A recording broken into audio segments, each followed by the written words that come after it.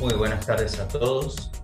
Les doy la bienvenida al 13º evento del ciclo de homenajes de este año. Mi nombre es Alejandro Lloris y tengo el agrado de estar moderando este homenaje donde conversaremos sobre la vida de David Ricardo.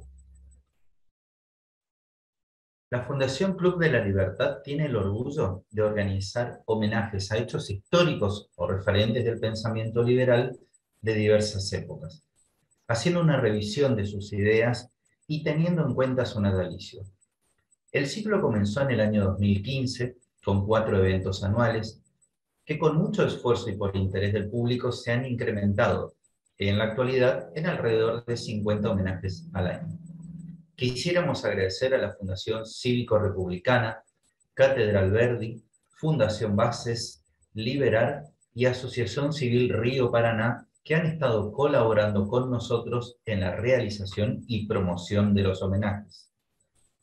Iniciamos esta breve introducción sobre el contexto histórico que rodeó la vida del economista clásico.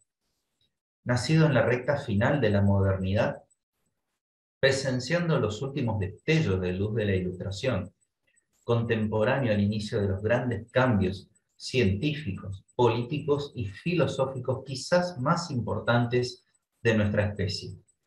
Oriundo de una de las ciudades más destacadas de ese momento, gracias a que fue el punto clave para la explosión del desarrollo económico más vigoroso de la historia, la capital de la corona anglicana, Londres. Ya su contexto familiar fue, por lo menos, extravagante, concebido en el seno de una familia judía de origen portugués.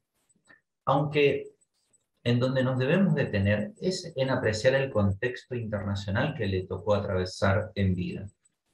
A 4 años de su nacimiento ocurrió el levantamiento de las 13 colonias en el continente americano. Luego, un poco después, ya en su adolescencia, presenció en su propio continente el primer intento de una república justa, en manos de los burgueses de Francia. Entrado en su fase adulta, en su país comenzaba a gestar el despegue de la primera fase de la revolución industrial, imponiendo un novedoso paradigma en materia económica y social en todo Occidente. En este periodo repleto de vaivenes y sorpresas fue donde nuestro homenajeado nos deslumbró con sus célebres postulados. Sin más preámbulos, damos comienzo al homenaje a David Ricardo. Para este homenaje, tengo el honor de presentarles a los siguientes disertantes. Marco Di Giacomo es economista. Marcos Hilding Olson, economista y político, máster en Economía Internacional en HIPS, Suecia, profesor de Economía Internacional en SEADE, investigador de la Fundación Libertad y Progreso. Jorge Miguel Streb, economista con licenciatura de la UBA y doctorado de UC Berkeley. Da cursos sobre economía política e historia del pensamiento económico y social. Presidente de la Asociación Argentina de Economía Política entre 2018 y 2020. Editor en jefe del Journal of Applied Economics desde 2020 hasta principios de 2023. Mientras los disertantes van exponiendo sus ideas, los oyentes pueden ir dejando sus preguntas o inquietudes en el chat. Así, en el final de las exposiciones, se abre el conversatorio para que los oradores puedan responderlas. En referencia a los tiempos de exposición, cada orador tendrá 20 minutos con posibilidad de extenderse 5 más. Hecha esta presentación, escuchamos a Marco.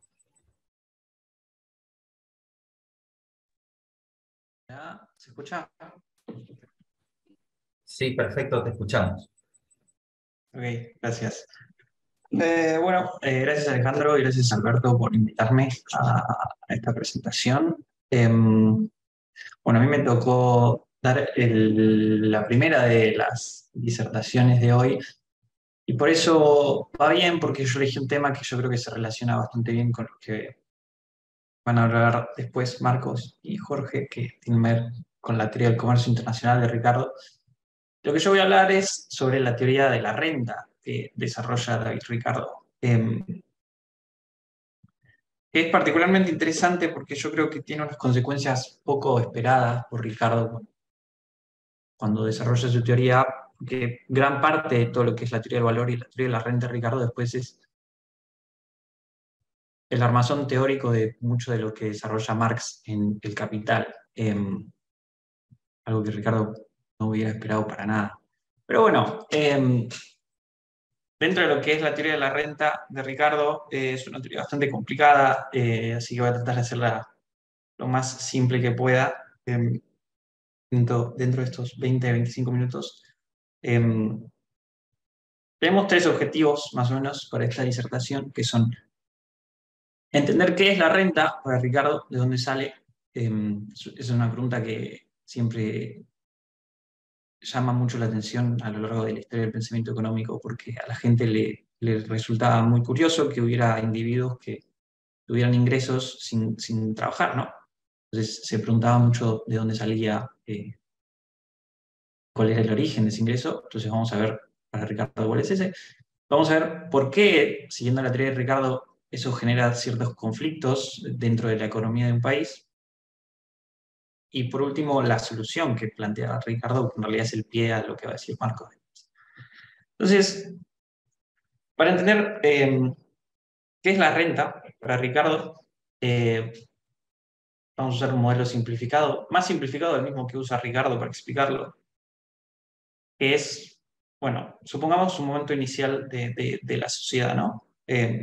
Donde somos relativamente pocos y tenemos en nuestra disposición todas las tierras disponibles que hay para producir, ¿no? Supongamos trigo, maíz. Es bastante racional suponer que vamos a elegir las mejores tierras de todas las que tenemos disponibles, porque ¿por qué elegiríamos las peores si tenemos otras mejores disponibles? Entonces, supongamos que se usan todas las mejores tierras que hay y cada tierra en un día de trabajo produce aproximadamente 100 trigos, digamos, 100 unidades de trigo, 100 unidades de maíz.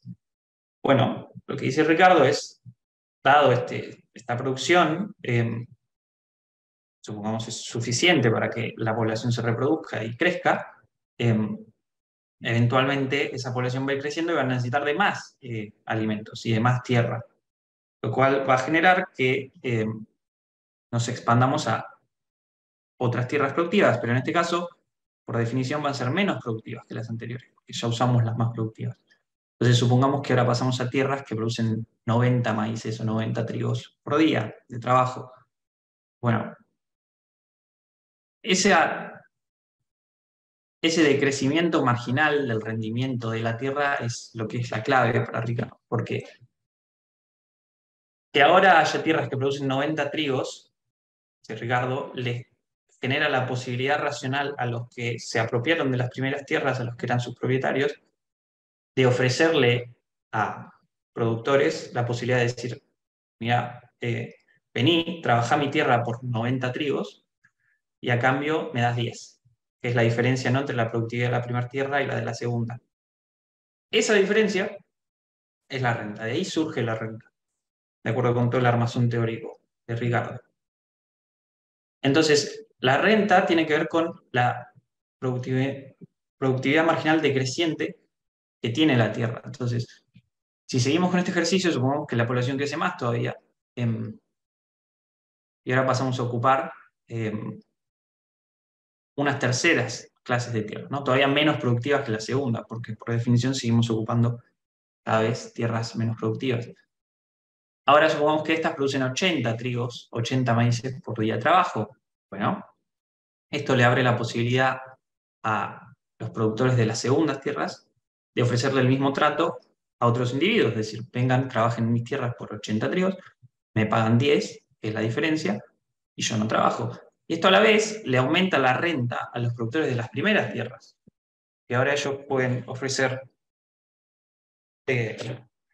pueden decir, no pasa nada, pueden ofrecer, bueno, vengan, trabajen mis tierras por 80 y yo me quedo 20, porque justamente, o sea, lo que marca el máximo que va a estar dispuesto a pagarte el propietario es lo que produce la tierra menos productiva. Entonces, ahí se genera un efecto muy interesante. Es el primer efecto muy interesante, que es, a medida que se trabajan cada vez más tierras menos productivas, los terratenientes ganan, porque a todos les aumenta la renta que pueden cobrar.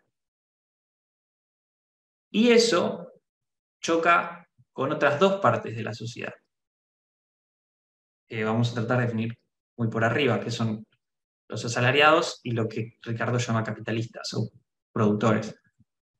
En parte con los asalariados, porque dado que Ricardo asume que los asalariados viven básicamente de insumos básicos y nada más, que tampoco parece muy loco asumir eso para el siglo XIX.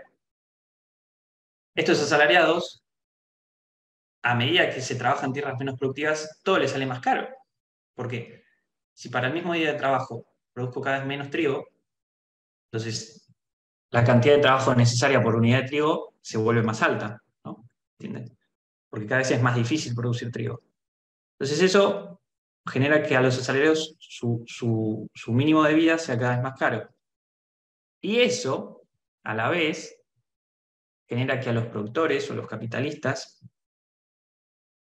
las ganancias les disminuyan. Porque Ricardo define a los productores y los capitalistas como los tipos que generalmente ponen fábricas o compran capital, herramientas, lo que él define como herramientas o máquinas, y las ponen a trabajar con empleados.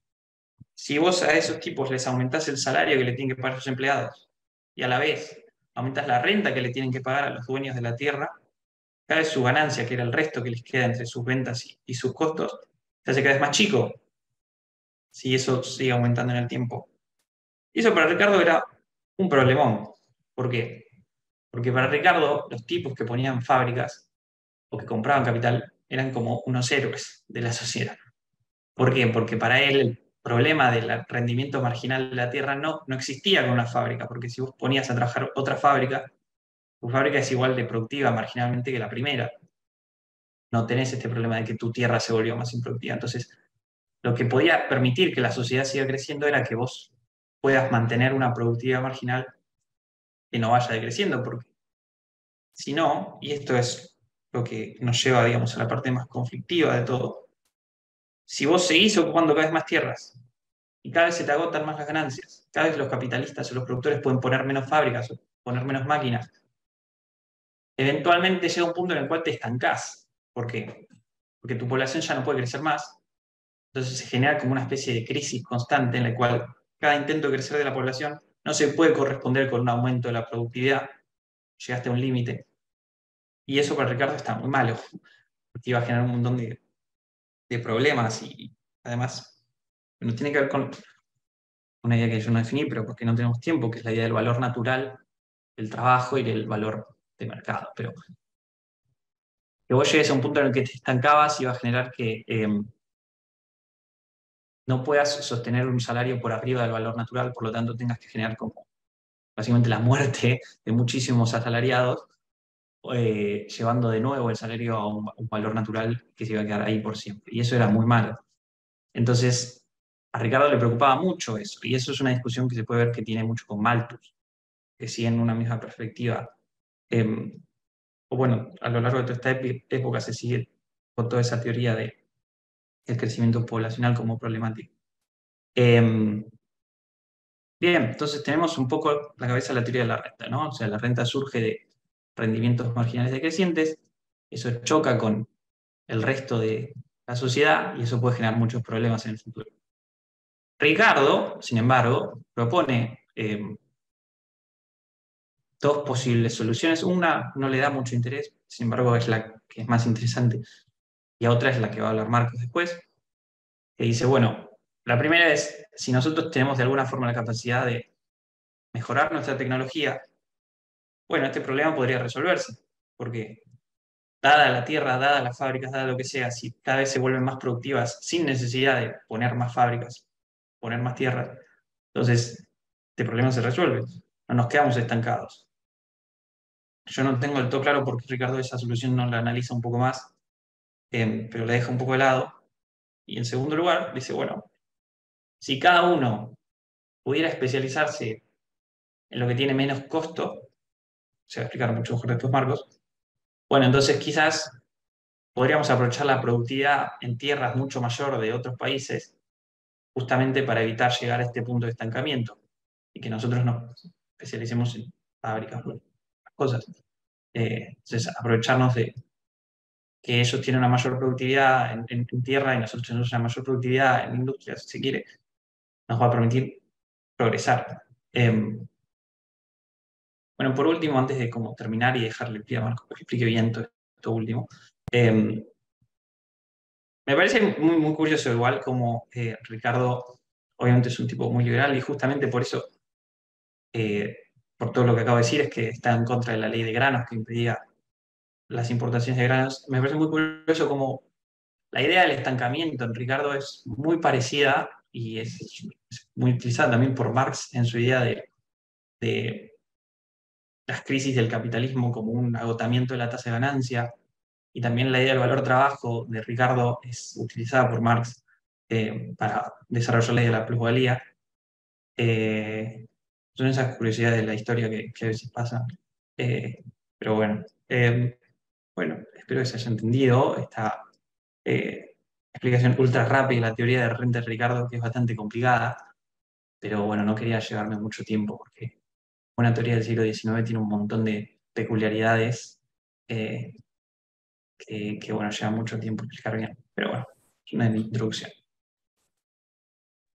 Muchísimas gracias, Marco, por tu intervención. Vamos a darle lugar ahora a Marcos Hilling Olson. Te escuchamos, Marcos. Muchísimas gracias, Alejandro. Gracias a todas las fundaciones por la invitación, a Alberto, a los distintos amigos de distintos lugares del país que están acá presentes y tomándonos un tiempo para pensar ideas y conversar juntos.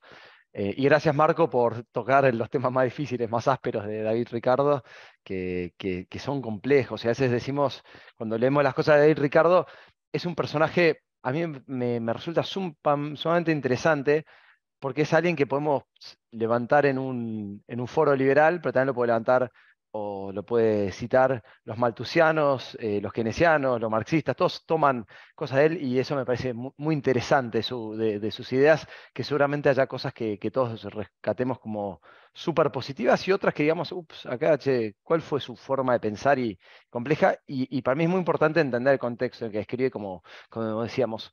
Y solo una introducción antes de meterme bien en el tema de ventajas comparativas, que a mí me parece importante, que tiene que ver un poco con lo que decía Alejandro al principio, es hay que ver el contexto en el que escribe y la persona, quién es él. A mí me parece que tiene un par de cosas súper interesantes, que él no es un académico, no es un intelectual que se encerró toda la vida en las universidades, no viene un perfil como el de Adam Smith, sino que es un hombre más práctico, es un hombre de negocios. Hay ciertos rumores que dicen que él cuando primero tiene un choque fuerte con su familia, él de una familia judía se casa con una cuáquera, entonces medio lo rechazan. Y esa diversidad, él como siempre, después cuando va al Congreso, él defiende a las minorías, porque veía un cierto valor en la diversidad que parte por lo menos en sus defensas públicas, siempre votó en contra del tráfico de esclavos, votó como posiciones muy liberales en eso de la libertad de creencia, libertad religiosa, un montón de cosas muy positivas. Sí tenía, entonces primero súper diverso y segundo, que él hace plata y después dice, bueno, como ya tengo plata, él se vuelve propietario de campos y justamente él critica a los propietarios de campos. Es como que alguien que se levante y él define con gentes en clases y él es dueño de campos, pero los critica porque obviamente por todas las leyes proteccionistas que tenía. Entonces es complejo. Y solo una nota de color que a mí me pareció súper interesante, que él parece que hizo mucha plata con los bonos de guerra. Y para mí esto también define bastante el momento histórico, que Inglaterra venía de un momento súper complejo, como dijimos al principio, guerra civil, perdón, independencia americana, Revolución Francesa, Napoleón conquistando media Europa, Inglaterra siendo un bastión el que venía defendiendo. Entonces, siempre cosas que vos digas en contra, que parecía que decir que iban en contra del poder de turno, o te podían acusar de jacobino o de revolucionario que te querés dar todo puesto, o te podían acusar de traidor a la patria. Entonces, era una situación compleja. Y a veces los que venían se ponían a favor del comercio internacional te podían acusar de eso. Entonces, era una situación compleja. Y él, parte de la plata la hace hay un primer rumor, dice que le hizo en una batalla en 1813, después en Trafalgar en 1815, y a mí lo que me pareció curioso que decía que cuando gana la guerra ahí en Trafalgar Square, Trafalgar de 1815, lo que se rumorea es que tardaban 4 días en llegar las noticias de la batalla a Londres.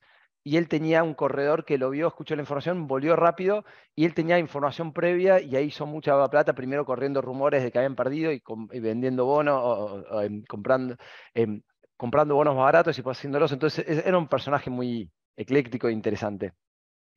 Pero él, entonces cuando él ya va siendo teniendo ingresos siendo un hombre de negocios, se mete primero a escribir un libro, que es más que nada, que creo que Jorge lo va a explicar mucho mejor, es un comentario, crítica, sí, la batalla de Waterloo, ahí me confundí, crucé los nombres de la batalla, sí, es la batalla de Waterloo, gracias por el comentario. Jorge, su libro es más o menos un comentario, una crítica a lo que escribe Adam Smith, con un montón de coincidencias y unas disidencias. em, y y lo que él hace, que para mí me parece súper interesante, es capaz su mayor aporte en ideas o el más conocido. Sí, algunos lo nombran el padre de la fake news, lo han dicho eso. Una de las cosas que lo hace más conocido es su aporte al comercio, al defender el comercio internacional. Y capaz su aporte es interesante por lo simple que es. Justamente algunos autores lo critican por lo simple, por un modelo súper simplificado, pero él pone, básicamente lo que trata de hacer es él demuestra con un ejemplo de números muy simples diciendo el beneficio del comercio. Casi que es un ejemplo que se han usado durante 200 años. Es casi decir, si no entendés esto, es básico, es una verdad absoluta que nos beneficiamos, todos estamos mejor con el comercio. Entonces como que refutó mucho las ideas mercantilistas y también refutó, y capaz lo que agrega es a las ideas de Smith. Sí, Smith muestra diciendo, mira, es obvio que nos conviene enfocarnos en las áreas donde nosotros tenemos ventajas contra otros países. Entonces, si somos más eficientes produciendo una cosa y el otro país es más eficiente produciendo otra cosa, esto es claro que es un beneficio para los dos. Pero la vuelta de tuerca que le viene a dar David Ricardo y por lo cual es tan conocido es, ¿qué pasa si hay un país que es más desarrollado y uno menos desarrollado? ¿Pueden favorecerse comerciando entre ellos? ¿Qué pasa si él pone un ejemplo que después lo voy a poner con un número y países concretos y por qué usa ese ejemplo? ¿Qué pasa si un país es mucho más eficiente? Porque Adam Smith dice, mira, un país es más eficiente produciendo tela y otro es más eficiente produciendo vino o alimentos. Entonces te conviene que cada uno se enfoque en lo que es más eficiente.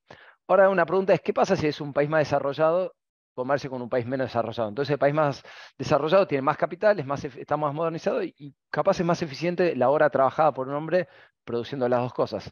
Y David Ricardo dice, igual les conviene comerciar. Y esta es capaz la vuelta de tuerca donde pone las ventajas no absolutas, sino comparativas.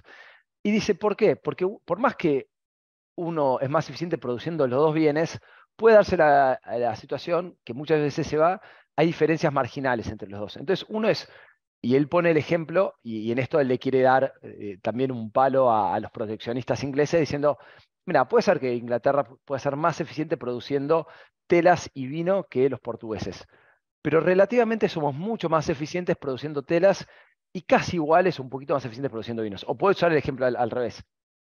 ¿Y cuál es? Entonces, ¿por qué puede haber comercio? Entonces, él lo explica de una manera simple. Dice, mira, y ahí es donde se hace conocido, porque hace un cuadrito con números. Dice, si los dos producimos los dos productos, en total se producen tantos bienes. Si uno se enfoca en producir en lo que es relativamente más eficiente, se enfoca en este, y el otro se enfoca en producir lo que es relativamente más eficiente, si sumás los dos, hay mayor producción.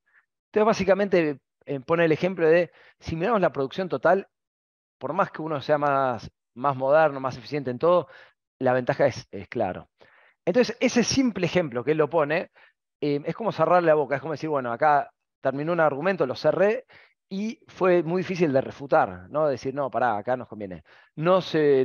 Obviamente no incluye los costos de transacción, no capaz, alguna crítica se le puede hacer es que cuando se habla, los productores no son países, sino son personas, que hay distintos intereses, hay varios factores, que un país no siempre, cuando hablas de la eficiencia de un país, los que podemos hablar, los que seguimos después economías austríacas, otras, decimos, mirá, no hay un país que produce, son distintas personas con tecnologías cambiando, con temas variando todo el tiempo. Entonces, no es un Excel que decís, bueno, la eficiencia para siempre hacer esto, pero en su momento fue un argumento muy sólido y muy fuerte a favor del comercio internacional.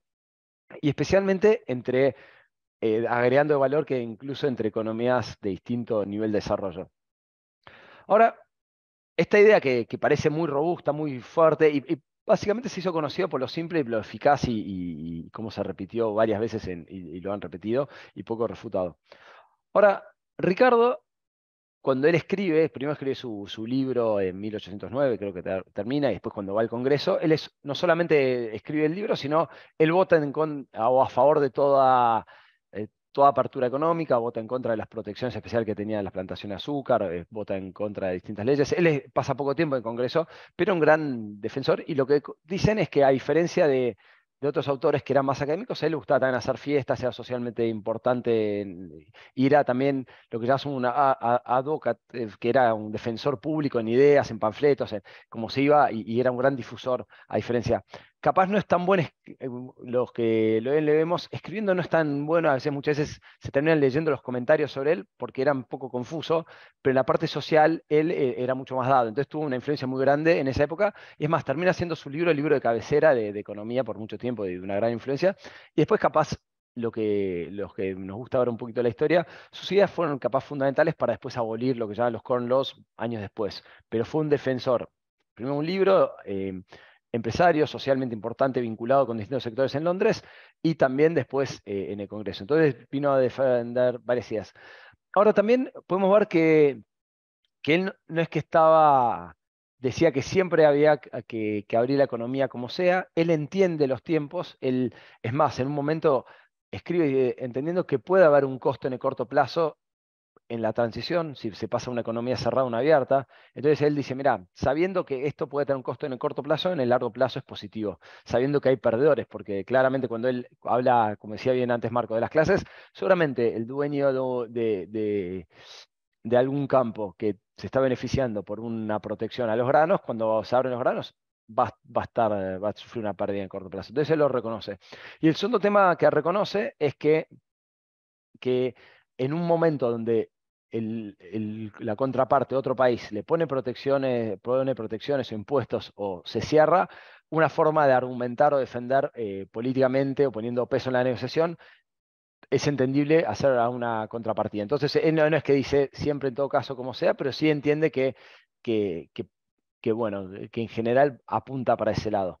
Entonces, él lo hace, y otra cosa que es interesante en su época, cuando él escribe, muchas de las críticas que él hace al sistema mercantilista actual también lo hacían lo que llamaban los radicales ingleses, que pasan a ser la izquierda. Hay Owen, hay otros escritores que se pasan de mambo, y él trata de diferenciarse también de ellos. Entonces, muchas críticas al sistema actual tampoco lo quería colocar en otro lugar, y él hace un equilibrio ahí. Y hay una posición interesante que él, por más que critica el sistema mercantilista, no termina de criticar de todo el sistema imperialista inglés, porque básicamente lo que dice tampoco entiende el beneficio para el poderío económico, hasta el poder armamentístico que tiene. Entonces tiene esa línea de tampoco ponerse en contra de todo. No es que era un anarco-liberal que dice, bueno, vamos a patear todo, pero sí tenía una posición, como dije, súper eh,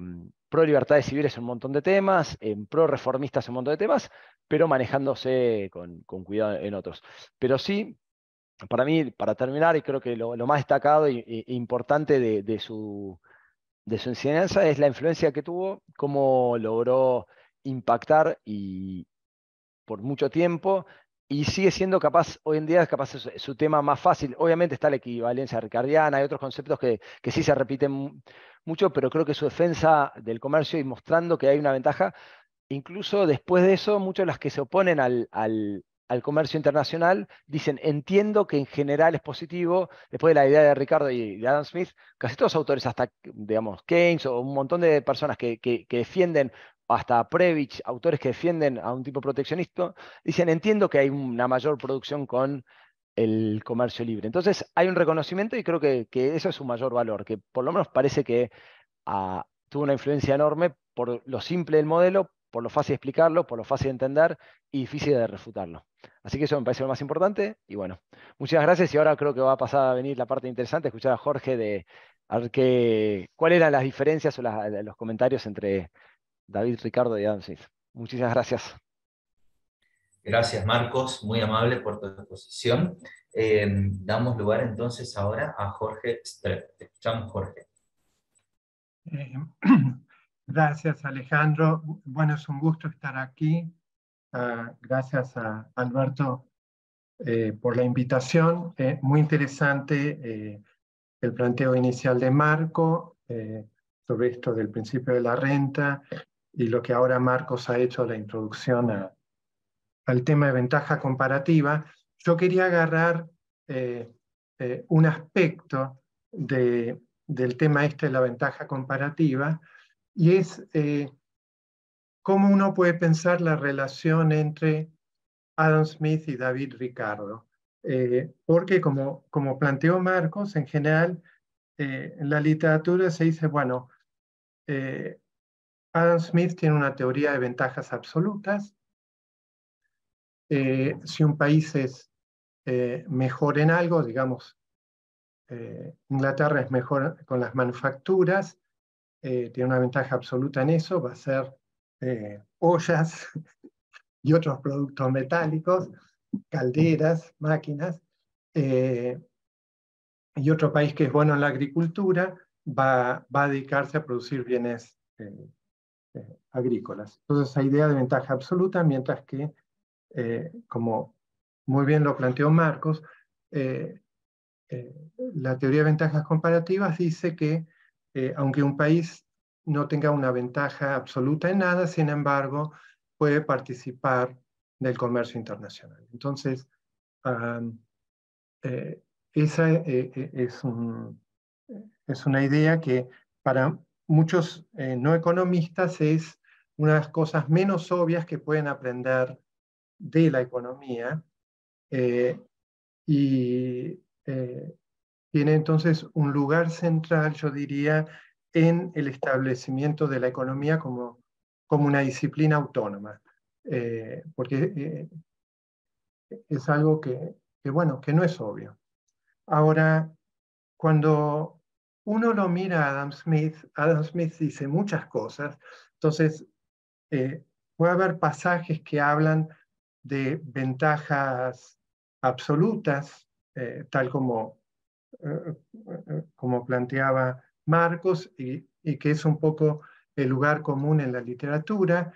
Yo diría es la posición establecida. También hay autores que hablan de que, bueno, Adam Smith enfatiza que uno se va a poner a producir a lo que es más conveniente producir. Si algo es más barato, digamos, importarlo que producirlo en casa, voy a hacer eso, y eso en realidad es consistente tanto con ventajas absolutas como con ventajas comparativas. Y acá entonces yo quería compartir con ustedes los pasajes de Ricardo y de Adam Smith que, a mi entender, tienen más que ver con este tema de ventajas comparativas. Desde ya yo lo que voy a mostrar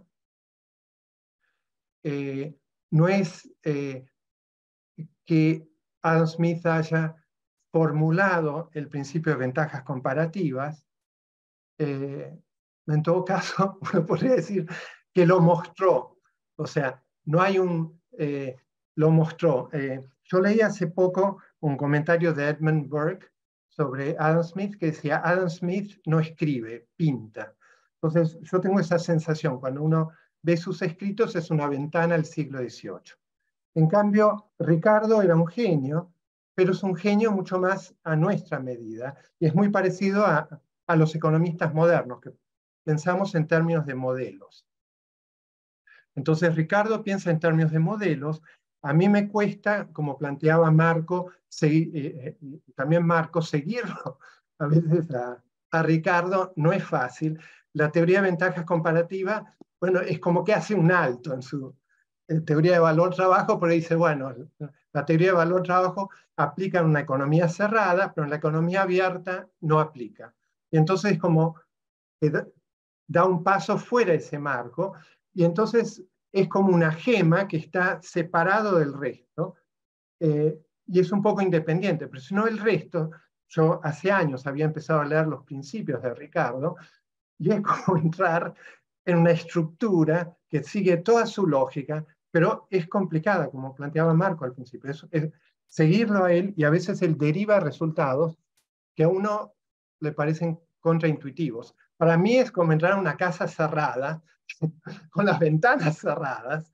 El tipo es un genio, pero digamos, no es una casa que me sienta cómodo. Adam Smith, en cambio, la impresión que me da es alguien que abre las ventanas y permite que uno vea, por ejemplo, que ahora estamos en otoño. Pasó el verano, estamos en otoño. Uno tiene un contacto directo con el mundo. Son dos tipos de genios muy diferentes. Así que quería ver si puedo compartir, no sé si puedo compartir un PowerPoint. En realidad es un PDF, no es un PowerPoint. ¿Puede compartir? Sí, señor, adelante. Bueno, entonces acá quería mostrar primero el pasaje que también explicó Marcos de ventajas comparativas. Entonces, Ricardo en el capítulo 7 de sus principios habla de que en el comercio internacional el capital y el trabajo va a fluir a los empleos más convenientes. Este principio determina que el vino va a ser hecho en Francia y en Portugal, que los granos van a ser producidos acá en lo que sería Estados Unidos y Polonia, que los bienes industriales van a ser producidos en Inglaterra. Y acá entonces él explica que bueno, en el comercio internacional no rige la teoría de valor-trabajo, o sea, no está determinado la relación de intercambio por los requerimientos de producción, y viene esos 4 números mágicos que mencionan.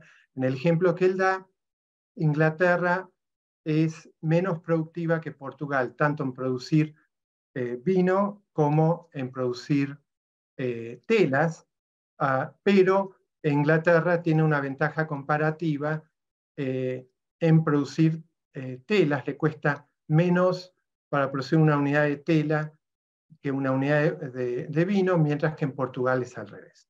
Entonces acá está ese ejemplo tan simple, tan transparente de Ricardo, donde a pesar de que Inglaterra es menos productiva en todo, sin embargo puede exportar telas e importar vino de Portugal, la tierra de sus ancestros. El ejemplo es divertido, aparte, porque pone el vino. Acá voy a ir enseguida al caso de Adam Smith. Adam Smith va a hablar de producir productos manufacturados versus producir granos. Entonces, saca el vino de en medio, no aparece el vino ahí. Pero este ejemplo a mí siempre me llamó la atención porque es un ejemplo de pizarrón. Porque si uno se ubica en 1817, cuando está escribiendo David Ricardo, y como se mencionó acá, es en el marco de, creo que Marco lo mencionó, el marco de la Revolución Industrial, claramente Inglaterra en ese momento había tomado la delantera en la industria textil. O sea que esto es cualquier cosa menos un reflejo de... en ese momento uno podría decir que seguramente Inglaterra tenía una ventaja absoluta en producir tela y Portugal en producir vino. O sea, esto no es un ejemplo realista, él tampoco lo hace, él dice, lo toma todo como números hipotéticos. O sea, que él piensa con un modelo en la cabeza, se le ocurre esto y realmente es impresionante, digamos, lo que uno saca de este ejemplo, que una nación que es menos productiva en todo, sin embargo, puede participar del comercio de las naciones. Ahora, Adam Smith tiene algo que me llama la atención, que nunca lo vi relacionado con esta discusión de comercio internacional, y está en el libro 1, capítulo 1 de la riqueza de las naciones. O sea, esto es algo que leyó de cajón David Ricardo, también lo leyó Robert Torrens, que a veces se discute que quién acuñó esta idea de las ventajas comparativas, si fue una idea de Ricardo, si se anticipó Robert Torrens. Algunos también argumentan que James Mill lo pudo haber sido el que lo introdujo, pero James Mill dice que el que le da el crédito a Ricardo, así que James Mill no pudo ser. Creo que ahora el consenso es que en realidad el que introduce el teorema de las ventajas comparativas es David Ricardo. O sea, en Robert Torrens hay una explicación parcial inconsistente. Pero en Smith hay algo que remite a como Marcos empezó su presentación, el tema de los países menos desarrollados y más desarrollados, que aparte va a ser una de las críticas que después se va a hacer a este modelo de especialización o división internacional del trabajo. Entonces, cuando Adam Smith discute la división del trabajo, da primero su célebre ejemplo de la fábrica de alfileres. Pero él después dice, bueno, esto es un ejemplo mínimo de algo que cabe bajo un mismo techo. Pero la división del trabajo toma, digamos, lugar, ocupa todo el globo. Él no se mete igual en el tema de comercio intraindustrial, pero sí habla del hecho de cómo en distintos sectores puede avanzar a distintos pasos la división del trabajo. Entonces él dice, en el estado rudo de la sociedad, lo que es el trabajo de un hombre es generalmente el de muchos trabajadores en una sociedad mejorada, más avanzada. Pero que con el progreso de la división del trabajo, él pensaba que quizás podía progresar mucho más en manufacturas que en agricultura, porque en agricultura, con esto de las distintas estaciones, el mismo hombre era el que trabajaba la tierra, después sembraba y después cosechaba. Entonces decía, en la agricultura hay menos posibilidades de división del trabajo que en la manufactura. De esto él saca una consecuencia que es relevante por esto la división internacional del trabajo.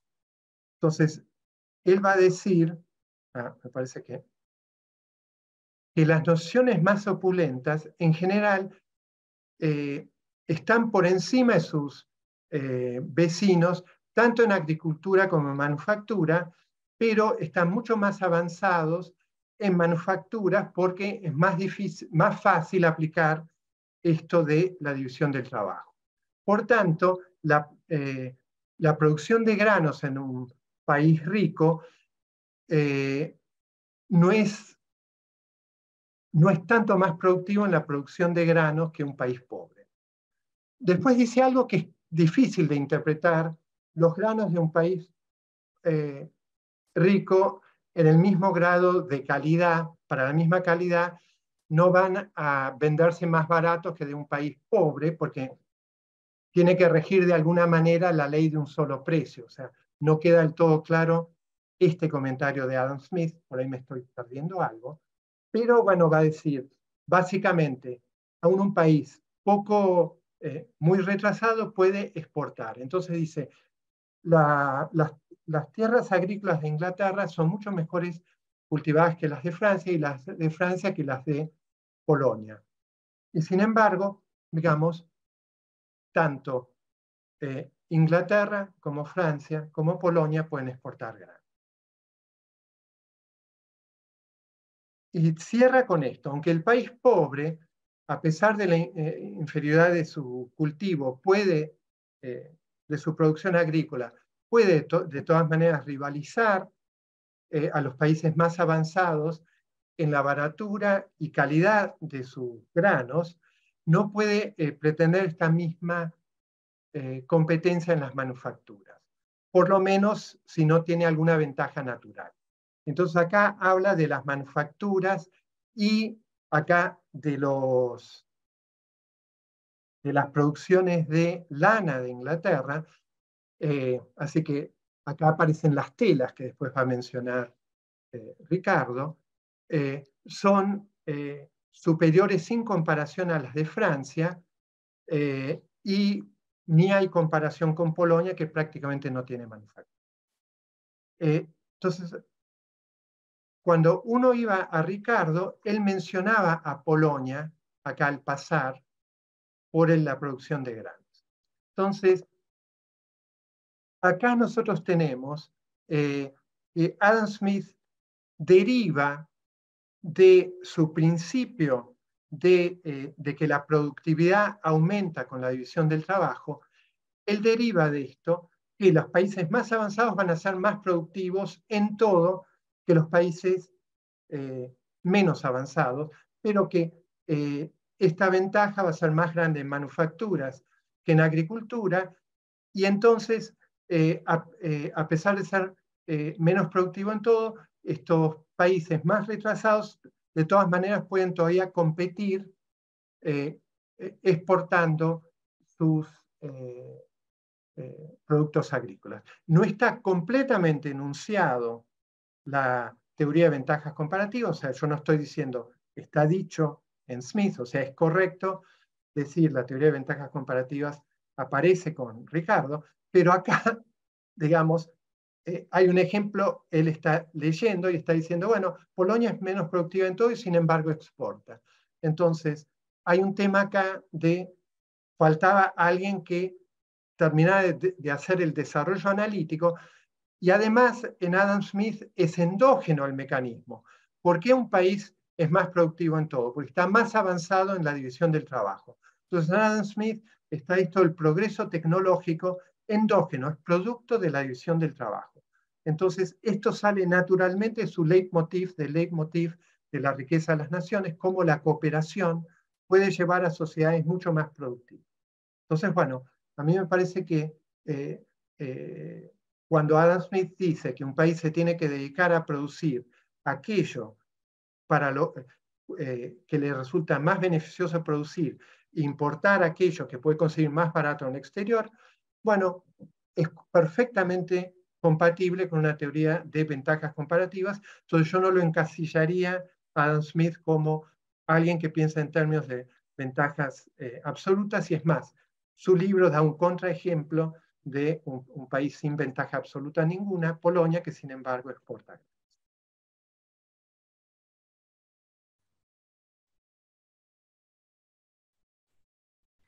Muchísimas gracias, Jorge, por tu presentación. Hechas ya las exposiciones, recuerden dejar las preguntas que desean hacerlas de forma escrita, ya que no se abrirán los micrófonos, para facilitar que todas sus dudas puedan ser respondidas en orden y con claridad. Dicho esto, abrimos el conversatorio. Allí en el chat tenemos algunas consultas, vamos a pasárselas tanto a Jorge como a Marco, en virtud de que Marcos recién ha tenido que despedirse.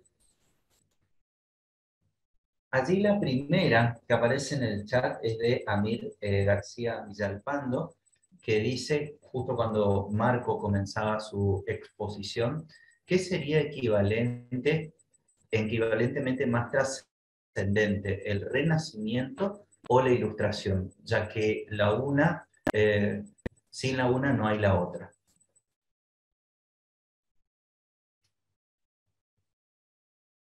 Cualquiera que quiera responder puede hacerlo. Es una pregunta como, se me va de David Ricardo, se me va un poco más allá que David Ricardo esa pregunta, pero no sé si la puedo responder. No estoy seguro que no la puedo responder bien y completamente ahora mismo, pero si yo no entiendo mal, el Renacimiento es anterior a la Ilustración. O sea, yo entiendo que mucha gente define la Ilustración con las meditaciones de Descartes como el primer hombre de la Ilustración, y yo entiendo que el Renacimiento tiene que ver con antes.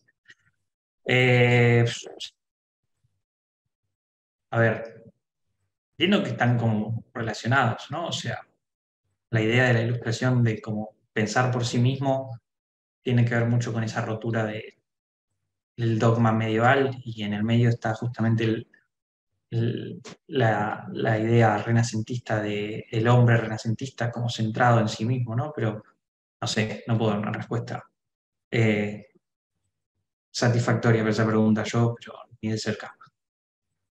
Bien, muchísimas gracias, Marco.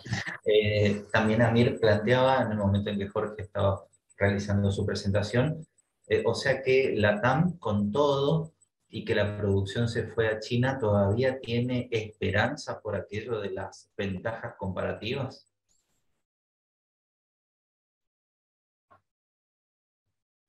Sí, es un buen punto. Exactamente, que la región, por más que eh, eh, haya muchas cosas que hagamos mal, uno eh, eh, tiene posibilidades de participar del comercio mundial, por mal que...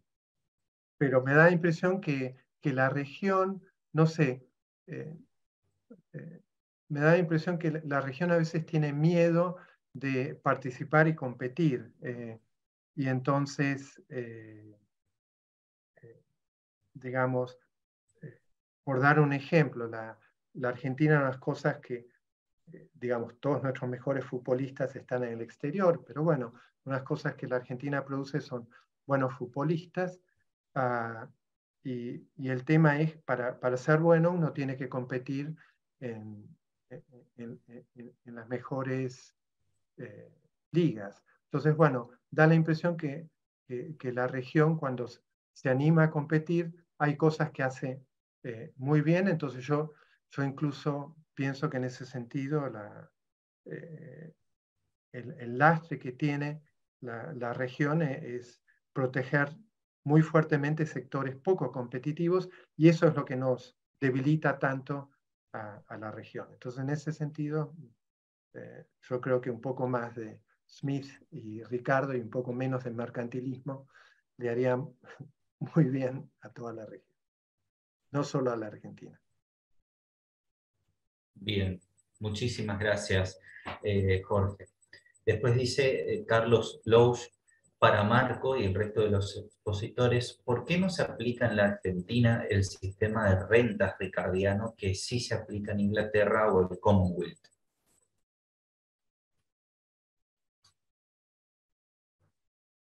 No entiendo muy bien de toda la pregunta que quiere decir con por qué no se aplica en Argentina.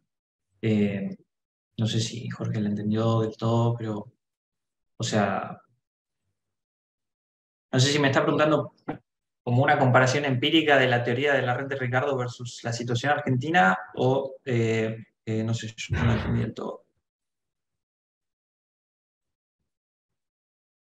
Si desean, la puedo leer de vuelta, no hay ningún problema. Sí, o si quiere profundizar la pregunta. O si Carlos por ahí quiere ampliar, lo puede hacer, ¿sí? Pasamos a la siguiente. También Carlos decía, ampliando, ¿se estudia o aplica el sistema de rentas ricardiano en la Argentina en alguna forma, como se hace en el mundo anglosajón?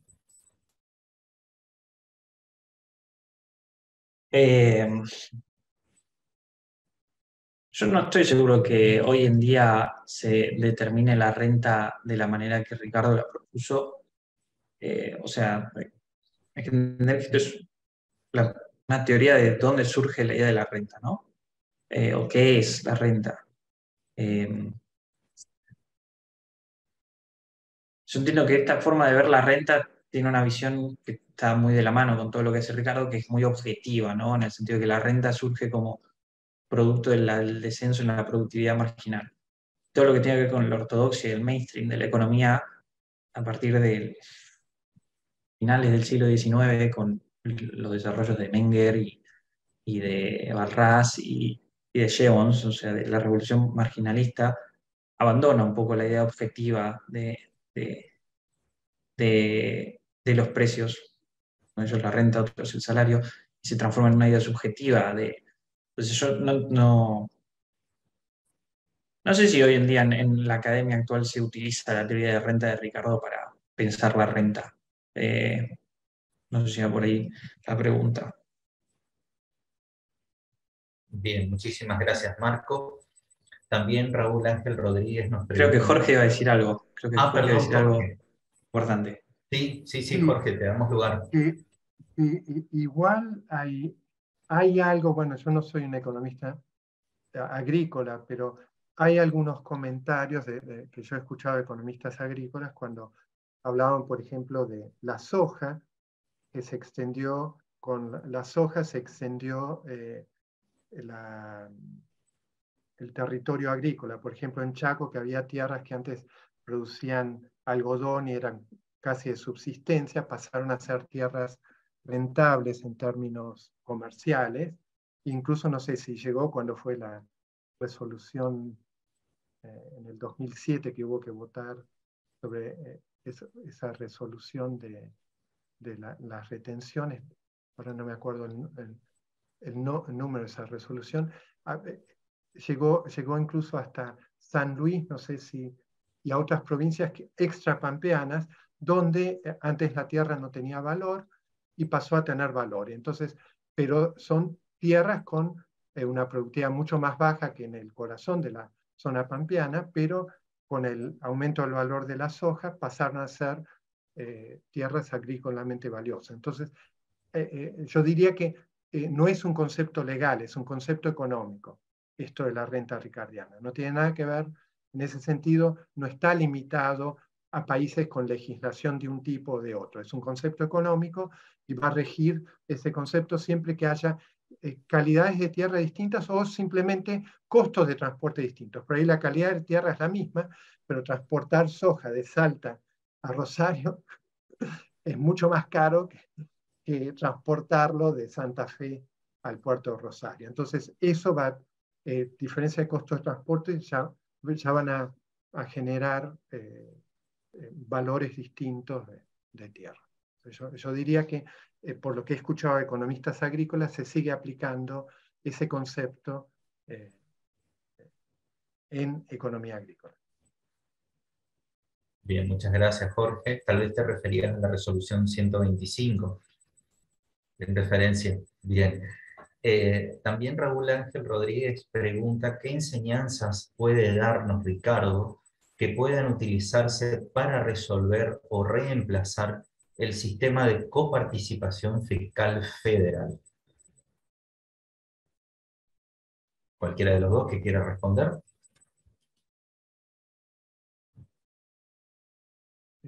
Yo, la verdad, Raúl, ¿qué enseña Ricardo de eso? No sé. No creo que, o sea, no hubiera apoyado un sistema como el de coparticipación fiscal federal, porque no hay ninguna correspondencia fiscal. Así que, pero eso yo lo tendría que estudiar para responderte eso. O sea, pero en general la idea es que, digamos, el sistema impositivo no tiene que ser algo que, o sea, que desestimule en el menor grado posible la producción, mientras que la coparticipación fiscal en la Argentina parece hecho para justamente lo contrario, para desincentivar la producción. Yo recuerdo durante la pandemia en el 2020 que en Formosa, el gobernador Insfrán se dio el lujo de no dejar entrar a los formoseños que habían salido a la provincia. Hay un tipo que se ahogó porque cruzando el río Bermejo, bueno, no podía ir a ver a su hija de 2 años, no sé qué otros casos habían pasado, y básicamente tuvo un arresto domiciliario a gran parte de la población y cerró algunas ciudades. ¿Por qué lo podía hacer? Porque él recibía impuestos del resto del país, entonces le importaba 3 cominos si si alguien hacía algo en Formosa o no, en tanto en el resto del país se produjera algo. Entonces nosotros con este sistema de coparticipación fiscal federal no solo es un sistema perverso a nivel económico, sino político. Estamos financiando gente como Insfran, como los Kirchner, ¿no? Pongan el nombre que ustedes quieran. Así que no solo es un problema económico, sino político. Muchas gracias, Jorge. Ahí, Marco, perdón. pero esto, lo que yo voy a decir, no está nada chequeado, ¿eh? Pero se me acaba de ocurrir que por ahí, para un proyecto de investigación futuro, puede estar bueno. Hay un texto de Ricardo del que no hablamos, que se llama The Bullion Report, me equivoco, o The Price of Bullion, que es donde, si mal no recuerdo, Ricardo introduce la intuición de la equivalencia ricardiana, que es la idea de que disminuir impuestos hoy no va a generarte un efecto real porque la gente va a tener la tendencia a ahorrar ese dinero para pagar los impuestos que va a necesitar el gobierno en el futuro cuando se lo vuelva a subir. Bueno, yo creo que quizás si alguno de los que están escuchando trabaja en algún centro de investigación, puede encarar un plan de trabajo ahí, tratando de hacer un vínculo entre el Bullion Report y la coparticipación argentina y sobre cómo se rompen los incentivos entre impuestos y gastos. Pero bueno, muy lejos todo, pero no sé, se me vino a la cabeza, entonces lo menciono. Bien. Para el doctor Jorge Strepp, dice Alex Daciano, dada su eminencia, ¿cómo entiende la división del trabajo, etcétera, en relación a la teoría de juegos?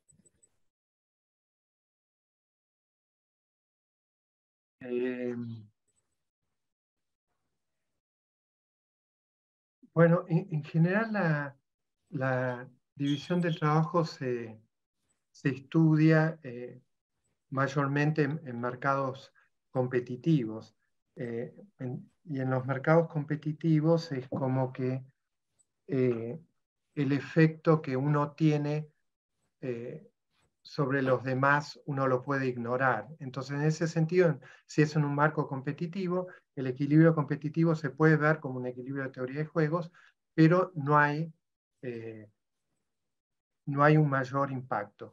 Marcos sí mencionó, Marcos Hilding Olson, el hecho de que cuando hay poder de mercado, ahí sí, entonces puede convenir en algunas ocasiones usar el poder de mercado para conseguir mejores términos de intercambio. Pero eso tiene que ser en el marco donde hay algún poder del mercado. Uno es el único comprador o el único vendedor, o hay muy pocos compradores o vendedores, en situaciones así oligopólicas. Pero si no, en general, en el marco que más se lo discute, que es el marco competitivo, es teoría de juegos lleva a esperar que al no haber poder de mercado, esto no va a afectar la mejor asignación de recursos. Y quería hacer un pequeño comentario sobre Marco, ¿no?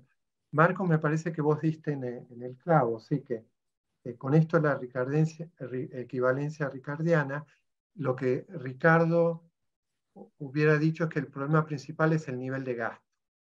Eh, eh, si hay un gasto grande, bueno, eso te va a traer un problema económico, más allá de cómo lo financies. Puede tener razón o no, pero digamos, yo creo que sí que diste en el clavo, esa sería la respuesta. Bien, muchísimas Gracias. gracias. Muchísimas gracias, Jorge. Ahora que hemos culminado, dado el tiempo que tenemos, las preguntas, aunque hay más en el chat, vamos a ir haciendo un cierre aquí. Quisiera compartir, tanto con Marco como con Jorge, un minuto para cada uno, para que nos pueda dar un cierre y una conclusión de esta exposición que ustedes llevaron adelante el día de hoy. Los escuchamos. Adelante, Marco, en primer lugar.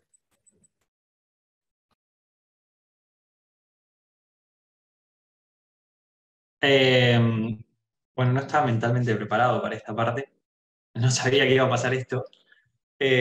Así que, bueno, no sé muy bien qué cierre darle. Yo de nuevo remarco que me parece muy curioso el derrotero que tienen las ideas de Ricardo un par de años después de que escribe el Principios de Economía, porque yo estoy seguro por todo lo que hablamos, de que Ricardo no tenía una visión centralizada de la sociedad y que después realmente sea el fundamento para muchas de las ideas marxistas es irónicamente hasta gracioso que haya pasado así. Pero sin embargo, bueno, igual a pesar de eso, porque mucha gente dice que Marx fue el primer ricardiano y quizás se le da una pinta a Ricardo de como muy, no sé, algunas personas quizás lo pintan como sí, Ricardo, teoría de valor trabajo, entonces es la explotación, pero no creo que no tuviera nada que ver con eso lo que estaba diciendo Ricardo. Especialmente por todo lo que después pelea la ley de granos, o sea, el tipo, y además porque hay una frase que dice que cuando leyó La riqueza de las naciones es cuando el tipo decidió hacerse economista, o sea que yo entiendo que el hombre amaba la libertad y no estaba como, a favor de nada, pero tampoco vio todo lo que pasó después, pero nada, no sé, eso es lo que me vino a la cabeza ahora en esta situación. Estuvo muy bueno. Muchísimas gracias, Marco, por tu cierre. Jorge, lo escuchamos. No, yo solo agradecer poder participar en esta discusión, estuvo muy linda, y esto es celebrar los 200 años de la muerte de Ricardo, y este año también se cumplen los 300 años del nacimiento de Adam Smith, 1723. Es flor de año. Bueno, así que gracias a todos por la participación. Muchas gracias, Jorge. Ahora que hemos concluido tanto las ponencias de nuestros oradores, como también ya cerrado el debate con nuestros asistentes, la Fundación Club de la Libertad reconoce y agradece el esfuerzo, tiempo y participación a Marco, Marcos y Jorge. Damos por finalizado un nuevo evento y los invitamos al próximo homenaje, donde se conversará sobre el sociólogo, economista, jurista e historiador considerado uno de los fundadores del estudio moderno de la sociología y la administración pública, con un marcado sentido antipositivista, el politólogo alemán Max Weber, el próximo sábado 22 de abril por esta misma plataforma a las 18 horas. Que tengan todos ustedes muy buenas tardes.